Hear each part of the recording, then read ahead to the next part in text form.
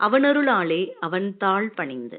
இன்றைய பதிவு சுந்தரகாண்டம் பாராயணம் பண்றத பத்தி பார்க்க போறோம். ராமாயணத்துல 7 காண்டங்கள் இருக்கு.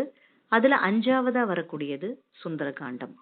சுந்தரகாண்டம் அப்படின்ற பெயர் எதனால வந்தது அப்படின்னா, சுந்தரமான அழகுடைய சீதாராமன் பற்றியும் ஆஞ்சநேயருடைய வெற்றியையும் வீரத்தை பற்றியும் விளக்குவதனால் இந்த பெயர் வந்தது.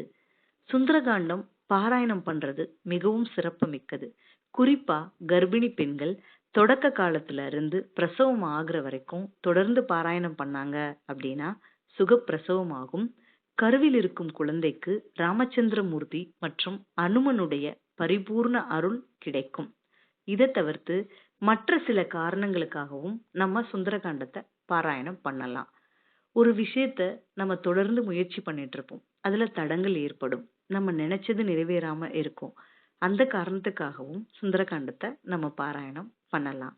நவகிரக தோஷத்தை நிவர்த்தி பண்றதுக்காகவும் கடவுளுடைய அனுமனுடைய அருள் பரிபூர்ணமா கிடைக்கவும் நம்ம பாராயணம் பண்ணலாம். எப்படி பாராயணம் பண்றது அப்படின்னா, பூஜை அறையில விளக்கேத்தி ராமச்சந்திரமூர்த்திய மனசுல நிறுத்தி அனுமனையும் மனசுல நிறுத்தி தொடர்ந்து பாராயணம் பண்ணோம் அப்படின்னா சகல சௌபாக்கியங்களும் நமக்கு கிடைக்கும். ஸ்ரீராம ஜெயம், ஸ்ரீராம ஜெயம், ஸ்ரீராம ஜெயம்.